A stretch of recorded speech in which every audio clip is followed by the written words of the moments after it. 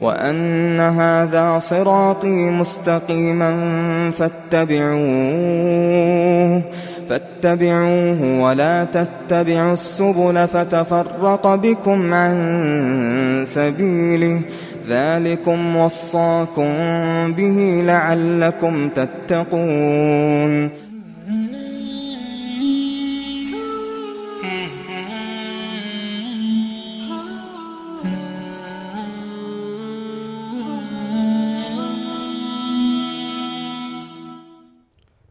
بسم الله و الصلاة و السلام علی رسول الله و علی آله و صحبه و من والاه، اما بعد.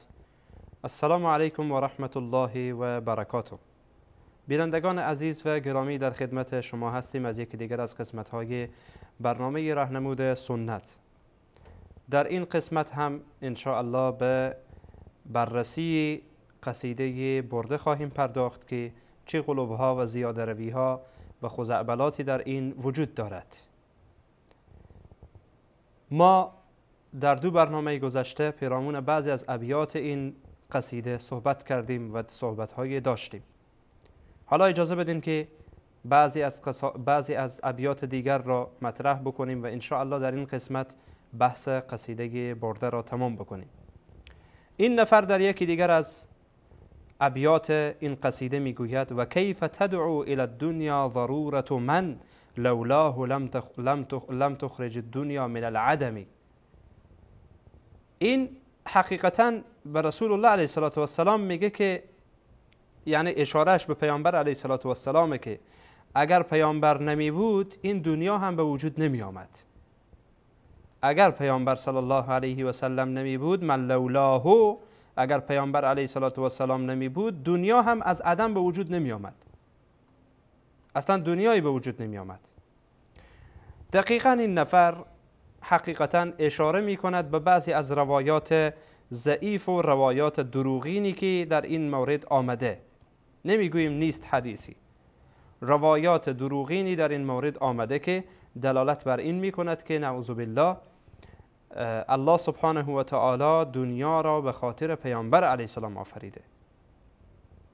و حتی روایاتی آمده که الله متعال آدم و نوح و دیگر انبیا هم همه را به خاطر رسول الله صلی الله علیه و سلم آفریده. مثلا بیشترین استدلالی که به این قول می شود روایتی است که میگن لولاک ما خلقت الافلاک. میگن این حدیث قدسیه. این چی میگه؟ میگه که گویا الله متعال گفته که لولاک ما خلقت الافلاک، یا به لفظ دیگر آمده لولاک لما خلقت الافلاک. اگر تو نمی بودی پیامبر، ما خلقت الافلاک، من افلاک را، فلک ها را، زمین و آسمان و همه مخلوقات را خلق نمی کردم. اصلا اگر تو نمی بودی من خلق نمی کردم.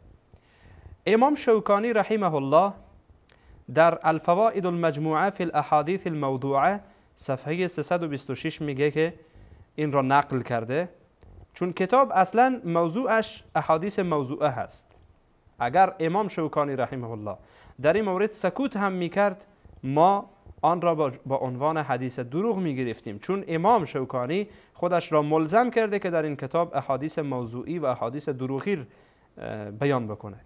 ولی با آن هم امام شوکانی رحمه الله بسنده نمیکنه، بلکه نقل موضوع بودن و دروغ بودن این روایت را از علما نقل میکنه. میگه این حدیث دروغه. و امام البانی رحمه الله هم در کتاب خود السلسله الضعیفه میگه که این حدیث موضوعه، این حدیث دروغه. و همچنین روایت دیگری است که حقیقتا از ابن عباس که میگه الله سبحانه و تعالی به سوی عیسی علیه السلام وحی کرد، گفت یا عیسی، ای عیسی، به محمد ایمان بیاور و برای که امت خود هم بگو که به پیامبر ما محمد صلی الله علیه وسلم ایمان بیارند. فلولا محمدون ما خلقت آدم، اگر محمد نمی بود، فلولا محمد، اگر محمد نمی بود، ما خلقت آدم، من آدم را خلق نمی کردم. و بعد میگه ولولا محمد، اگر محمد نمی بود، ما خلقت الجنه و النار، من بهشت و دوزخ را نمی آفریدم. و بعد میگه ولقد خلقت العرش علی الماء فاضطرب فكتبت علیه، من عرش را که خلق کردم بر روی آب، عرش به تکان افتاد، به تکان افتاد یعنی میلرزید. فكتبت علیه لا اله الا الله محمد رسول الله، اونجا نوشتم لا اله الا الله محمد رسول الله، فسکن، آرام گرفت. بعد امام ذهبی رحمه الله این حدیث در امام ابو عبدالله الحاکم نیسابوری رحمه الله میگوید که صحیح الاسناد، صحیح الاسناد. اگرچه در این مورد حرفه که وقتی یک عالم میگه صحیح الاسناد به این معنی نیست که حدیث صحیح است، اسنادش رو تصحیح میکنه، چون در صحت حدیث تنها اسناد نیست، متن حدیث هم هست که علت و یا شذوذی در اون باشه، که این بحث حدیثی است، بحث جدایی هست، در بحث مصطلح حدیث و یا اصطلاحات حدیث مطرح میشه یا اصول حدیث مطرح میشه. وقتی حاکم میگه صحیح الاسناد به این معنا نه که حدیث صحیح است. با این وجود هم امام ذهبی رحمه الله بر او تعقیب میده، چون عزیزان میدانند که امام ذهبی رحمه الله تعلیق داده بر کتاب مستدرک حاکم. امام ذهبی رحمه الله میفرماید که اظنه موضوعا علی سعید، میگه من فکر میکنم و گمان میکنم و به این فکر هستم که و حقیقت هم این است که حرف امام ذهبی رحمه الله درسته که میگه این حدیث موضوع دروغ بسته شده بر سعید ابن ابی عروبه. به هر حال امام ابن حجر رحمه الله این نقل را حقیقتا امام ذهبی رحمه الله اشاره به آن در کتاب میزان الاعتدال میکنه و باز امام ابن حجر رحمه الله در کتاب اللسان المیزان آمده قول ذهبی را تایید کرده، قول امام ذهبی را تایید کرده. و امام البانی رحمه الله در مورد این روایت موقوفی که بر ابن عباس هست را در سلسله ضعیفه آورده و گفته لا اصل له، هیچ اصلی بر آن وجود نداره. و به هر حال علما و محدثین در این مورد میگویند که همچون روایت صحیح نیست و دروغه و دقیقا این روایت مخالف با آیات قرآن هست. الله سبحانه و تعالی در آیت 56 سوره مبارکه زاریات میگه و ما خلقت الجن والانس الا لیعبدون، من خلق نکردم جنیات و انسانها را مگر اینکه مرا عبادت بکنند. اونها را برای عبادت الله متعال آفریده. انسانها و جنیات را الله سبحانه و تعالی برای عبادت خودش آفریده، برای عبادت اونها را آفریده که الله را عبادت کنند، الله را بپرستند، الله را بشناسند، الله را به الله بودن او اعتراف بکنند، نه اینکه به خاطر پیامبر علیه السلام باشه. و ما خلقت الجن والانس الا لیعبدون، تا این که مرا عبادت کنند، یعنی علت پرستش انسان ها و علت آفرینش انسان ها و علت به وجود آمدن انسان ها چیه؟ و جنیات اینه که الله را عبادت کنند، نه ای که به خاطر پیامبر صلی الله علیه و سلم باشه. در جای دیگر در سوره مبارکه طلاق آیت 12 الله میفرماید الله الذي خلق 7 سماوات ومن الارض مثلهن يتنزل الامر بينهن لتعلموا ان الله على كل شيء قدير وان الله قد احاط بكل شيء علما. الله میفرماید که الله آفریده 7 سماوات را و از زمین مثل آن، يتنزل الامر بينهن لتعلموا ان الله، تا اینکه شما بدانید، تا اینکه شما بدانید ان الله علی کل شیء قدیر، الله سبحانه و تعالی بر هر چیز توانمنده و توانا هست. این آیه هم رد صریحی بر اون قول لولاک ما خلقت الافلاک، یعنی این که الله متعال علت آفرینش آسمان ها و زمین و اینها را بیان میکنه، میگه لتعلموا ان الله علی کل شیء قدیر، تا اینکه شما بدانید نه ای که تا اینکه به خاطر پیامبر بوده باشه.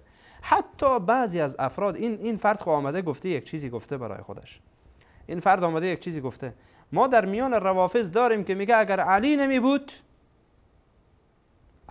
نمی بود دنیا خلق نمی شد، اگر فاطمه نمی بود دنیا خلق نمی شد. حتی یکی از این آدمهای بیادب و گستاخ به حدی میگه که اگر فاطمه نمی بود نه محمد خلق می شد نه علی خلق می شد.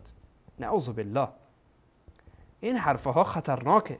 حتی در مورد پیامبر علیه السلام گفتیم مخالف آیه قرآن هست. قرآن کریم را الله متعال برای این فرستاده که ما قرآن را بخوانیم و تدبر بکنیم و بفهمیم. نفرستاده که داخل خانه ها بگذارین که خاک بر رویش بنشیند. نفرستاده تا که سر جنازه ها و مرده ها و قبره ها خوانده بشه. به هر صورت حتی الله سبحانه و تعالی به پیامبرش دستور بر عبادت میده، چون هدف از خلقت انسان ها چیه؟ گفتیم عبادته. الله متعال سبحانه و تعالی در سوره مبارکه حجر آیت 99 میگه وَاعْبُدْ رَبَّكَ حَتَّى يَأْتِيَكَ الْيَقِينُ. الله خودت را عبادت کن تا زمانی که مرگ به سراغ تو بیاید. الله را عبادت کن تا مرگ به سراغ تو بیاید. یکی عده از غلات صوفیه، از این انسانهای گمراه، این آیه قرآن را تحریف کردن، نعوذ بالله، تحریف معنوی کردن.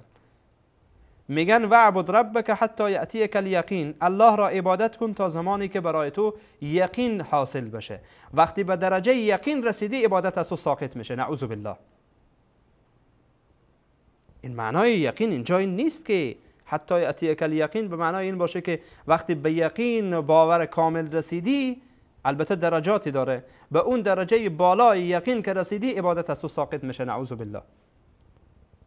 پیامبر علیه السلام تا آخرین لحظه الله را عبادت کردند و الله را عبادت می کردند. اما این انسان ها که این حرف را میزنند که حتی یأتیک الیقین، هر وقتی به درجه یقین رسیدی عبادت از تو ساقط میشه، به همین جهت بعضی از این دجال ها را ما میبینیم که سالها و سالها نماز نمیخواند، به جماعت شرکت نمی کند، به عبادات نمی آید، لباس بدبو می پوشد، وضو نمی گیرد، غسل نمی کند، چون عبادت از این ساقط شده. بله، عبادت از این ساقط شده به خاطر که شیطان ای را سوار شده. شیطان ای را داره سواری میکنه، گوشش را گرفته، این را به این جهت میکشونه، به این جهت، این شده بنده شیطان، از بندگی الله افتاده. وگرنه یعنی چی؟ با کدام دلیل این آیه قرآن را شما تحریف میکنید، تحریف معنوی میکنید و میگید وَاعْبُدْ رَبَّكَ حَتَّى يَأْتِيَكَ الْيَقِينُ؟ به هر صورت این هم یک اشاره بود به خاطری که عزیزان متوجه باشن به این آیه. الله متعال به پیامبرش میگه وَاعْبُدْ رَبَّكَ حَتَّى يَأْتِيَكَ الْيَقِينُ، چون هدف از آفرینش انسان ها چیه؟ این است که شما الله را عبادت کنید. و پیامبر علیه السلام هم از این قاعده مستثنا نیستن. بنابراین الله به پیامبرش میگه وَاعْبُدْ رَبَّكَ حَتَّى يَأْتِيَكَ الْيَقِينُ، تا زمانی که مرگ به سراغت میآید الله متعال سبحانه و تعالی را عبادت بکن.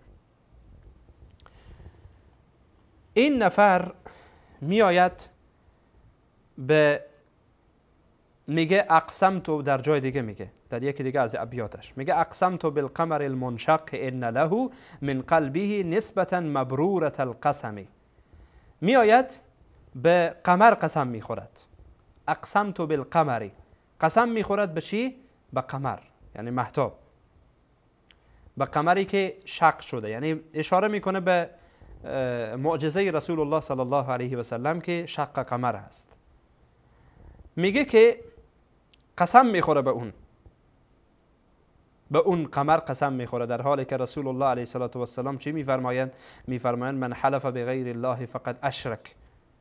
کسی که به غیر الله متعال قسم بخوره و سوگند یاد بکنه، این انسان به تحقیق شرک را مرتکب شده. اگرچه علما میگن شرک اصغر هست، شرک اکبر نیست. خب به هر حال به این مسائل نمیپردازیم. المهم این که قسم خوردن به مخلوقات الله متعال درست نیست. این فرد میایه میگه اقسمت بالقمر المنشق، به قسم میخوره به قمر یا به مهتاب دوشق شده. و گفتیم که حقیقتا این کلا خلاف قول رسول الله صلی الله علیه و سلم است که پیامبر علیه السلام میفرمایند من حلف بغیر الله فقد اشرک. اگرچه بعضی آمدن این قسمت شعر را توجیه کردن که اقسمت بالقمر، یعنی به وسیله قمر، یا اینکه به رب قمر، میگن اینجا رب اینجا مقدره. این یک حرفیه که حقیقتا نمیشه به آن اعتبار داد و نمیشه به آن اعتنا کرد. این نفر صریحا میگه اقسمت بالقمر المنشق، قسم میخوره به مهتاب دوشق شده و بدون شک این مخالف است با حدیث رسول الله علیه السلام که پیامبر علیه السلام صراحتا میفرمایند من حلف بغیر الله فقد اشرک. هر کس که به غیر الله متعال سبحانه و تعالی سوگند یاد بکنه مرتکب شرک میشه. شرکی که او را از اسلام خارج نمیکنه، شرک اصغر هست. و حتی ابن مسعود رضی الله عنه میفرماید که من حاضرم، یعنی نمیگه از جهت این نیه که گناه کبیره چیز خوبی باشه، میگه من گناه کبیره بیشتر از شرک اصغر یا از قسم خوردن به غیر الله بیشتر دوست دارم. یعنی حاضرم که گناه کبیره مرتکب بشم ولی حاضر نیستم به غیر الله متعال سبحانه و تعالی قسم یاد بکنم. و پیامبر علیه السلام میفرمایند که من کان حالفا فلیحلف بالله او لیصمت. هر کس که میخواد قسم یاد بکنه به الله متعال قسم یاد بکنه و الا اینکه سوگند نخوره ساکت باشه. همان سکوت برایش بهتره، سکوت بکنه، قسم به این و قسم به آن و قسم به من و قسم به تو و قسم به فلانی و قسم به هر حال به این مخلوق و به آن مخلوق، اینها درست نیست.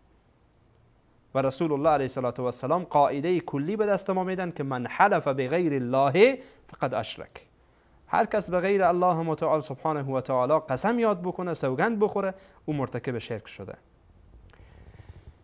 اجازه بدین بینندگان عزیز و گرامی که در این قسمت با هم دیگر یک میان برنامه را ببینیم و بعد از میان برنامه ان شاء الله بعضی از مسائل دیگر را از این قصیده را به خدمت شما عزیزان بیان خواهیم کرد. و گرامی باز هم در خدمت شما هستیم از یک از ادامه برنامه راهنمود سنت که پیرامون ابیات و حقیقتا قصایدی که در این قصیده برده مطرح شده را به خدمت شما عزیزان عرض می کردیم. بعضی از این ابیات را بیان کردیم و حالا رسیدیم به آخرین بیت که حقیقتا در این برنامه بیان می کنیم و این آخرین بیتی نیست که در آن خرافات وجود دارد، بلکه آخرین بیتی که در این برنامه آن را بیان می کنیم. اینجا حقیقتا این نفر میگه لو ناسبت قدره آیاته عظما احیا اسمه حین یدعا دارس رممی. میگه که حقیقتا این نفر میخواد یک اعتراض نعوذ بالله اعتراض و ایرادی بر الله متعال بگیره و چنین بیان میکنه که و احساس میکنه که منزلت پیامبر صلی الله علیه و سلم بسیار بیشتر از معجزات پیامبره.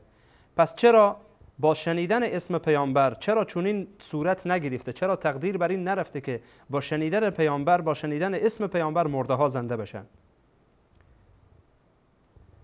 و این حرف حقیقتا حرف عجیبیه. یعنی انسان الله سبحانه و تعالی برای پیامبرانش مقام و جایگاه را داده. آنچه که سزاوار یک پیامبر بوده الله متعال به او داده. تلک الرسل فضلنا، الله سبحانه و تعالی میگه که اینها پیامبرانی بودن که فضلنا بعضهم علی بعض، ما بعضی اینها را بر بعضی دیگه فضیلت دادیم، بعضی ها با الله سخن گفتند، بعضی ها را الله سبحانه و تعالی آیات بینات داد و به هر صورت این موضوعی است که الله سبحانه و تعالی مطرح میکنه. و پیامبر ما صلی الله علیه و سلم بالاترین مقام و بالاترین جایگاه را دارن. اما این که بیه بر الله متعال ایراد گرفته باشه که چرا چنین نشد، چرا با شنیدن اسم پیامبر مرده ها زنده نشدند، این حرفیه که حقیقتا نوع ایراد هست، نوع اعتراض هست برای الله سبحانه و تعالی که چرا تو چنین نکردی که با شنیدن نام پیامبر صلی الله علیه و سلم مرده ها زنده بشن، در حالی که گفتیم این کلا خلاف هست و الله سبحانه و تعالی به هر کدام از پیامبران خود معجزه مخصوصی را داده، معجزه مخصوصی را داده که مناسب احوال همان مردم بوده، احوال خود اون پیامبر بوده. الله سبحانه و تعالی آمده معجزات داده. حالا این که چرا این معجزه به پیامبر داده نشد که مادامی که نام پیامبر شنیده میشد مرده زنده میشد؟ این نفر حقیقتا این را یعنی میطلبه و میخواهه که چرا چون این نشده؟ یعنی کاش میشد و اگر میشد مرده ها از نام پیامبر صلی الله علیه و سلم زنده می شدند و گفتیم که این حرف کلا مخالف است با آنچه که تقدیر پروردگار سبحانه و تعالی و قضا و قدر الهی است و الله متعال بر آنچه که خواسته باشد تواناست. الله متعال یفعل ما یرید، آنچه را که بخواهد انجام میدهد. الله سبحانه و تعالی هر چی را که خواسته باشد همان کار را انجام میدهد. الله متعال به هر کس خواسته باشد مقام را مخصوص حال خودش برایش میدهد. پس نیازی به این نیست که انسان ایراد بگیره نعوذ بالله و اعتراض بکنه بر تقدیر الله و بر خواسته الله و بر مشیت الله سبحانه و تعالی. چون الله این گونه خواسته این گونه صورت میگیره، اگر این گونه نخواست نمیگیرد صورت. اگر ما خواسته باشیم و اگر نخواسته باشیم، خواسته الله سبحانه و تعالی بر خواسته همه مقدم است. اگر او خواسته باشه انجام میشه، اگر الله نخواسته باشه انجام نمیشه. اگر الله این فضیلت را خواسته باشه برای یک انسان و برای یک فرد میده، اگر نخواسته باشه الله سبحانه و تعالی این فضیلت و برتری را بر کسی نمیده. پس بینندگان عزیز و گرامی، ما چند بیت از این قصیده را به خدمت شما در 3 برنامه دنبال هم مطرح کردیم. حالا قضاوت را میگذارم با شما بینندگان عزیز و گرامی. خودتان قضاوت کنید، خودتان در این مورد قضاوت کنید که آیا این شعر و این قصیده حقیقتا این قصیده میتواند یک عبادت به انسان محسوب شود؟ آیا این قصیده میتواند تعریف و تمجیدی از رسول الله صلی الله علیه و سلم باشد؟ آیا این قصیده میتواند دفاعی از پیامبر باشد؟ ابداً. چون ما مادامی خواسته باشیم از پیامبرمان دفاع کنیم، بر اساس قرآن و سنت صحیح پیامبر دفاع میکنیم. از عقل خود و از جیب خود و از کیسه خود چیزی را نمیگوییم. چون دفاع از پیامبر اصلا دین اسلام توقیفی است عزیزان. یعنی اینکه ما اجازه کم و کاس را به دین نداریم. تا جایی که قرآن آمده از پیامبر دفاع کرده و پیامبر را تعریف کرده و تا جایی که احادیث صریح و صحیح پیامبر صلی الله علیه و سلم یا به صورت کل احادیث صحیح پیامبر علیه و سلام آمده از پیامبرمان تعریف کرده، از پیامبرمان تمجید کرده، ما به همان مقدار اکتفا میکنیم، بیشتر از آن زیاده روی نمی کنیم. پیامبر علیه و سلام را چنانچه شما در این شعر دیدین احیانا به مقام الله می نشانه، احیانا بر الله ایراد میگیره، احیانا میآیه پیامبر علیه و سلام را صفاتی که مخصوص الله هست به پیامبر میده. خب با این وجود پیامبر علیه و سلام راضی میشن؟ اگر پیامبر علیه و سلام راضی میشدن نمیگفتن لا تطرونی کما اطرت النصارى ابن مریم، شما مرا در حق من افراط نکنید، زیاده روی نکنید، چنانچه که یهودی نصرانی ها در حق عیسی پسر مریم علیهم السلام آنها زیاده روی کردن و افراط کردن. فانما انا عبد الله، من بنده الله هستم، عبده بنده الله هستم، بنده پروردگارم. فقولوا عبد الله و رسوله، بگید من بنده الله هستم و فرستاده الله هستم. این توحیدی است و این کلامی است و این تعریفی است که پیامبر علیه و سلام خودشان از خودشان برای ما مطرح کردند. اما این که ما بیاییم به پیامبر علیه و سلام دروغ ببندیم، پیامبر علیه و سلام را نعوذ بالله به مقام الله بنشانیم، صفات الهی را به پیامبر بدیم، بر الله ایراد بگیریم، حقیقتا این نه تعریف پیامبر هست بلکه توهین صریح و توهین خیلی واضح به دین پیامبر علیه و سلام و بر شخصیت رسول الله صلی الله علیه و سلم می باشه. به هر حال بینندگان عزیز و گرامی، اجازه بدین که از خدمت شما رخصت بشین تا قسمت بعد که در خدمت شما از موضوع جدید قرار خواهیم گرفت. همه شما را به الله پاک بی همتا می سپارم. الله سبحانه و تعالی یار و مددگار همه من و شما باشد و السلام علیکم و رحمت الله و برکاته.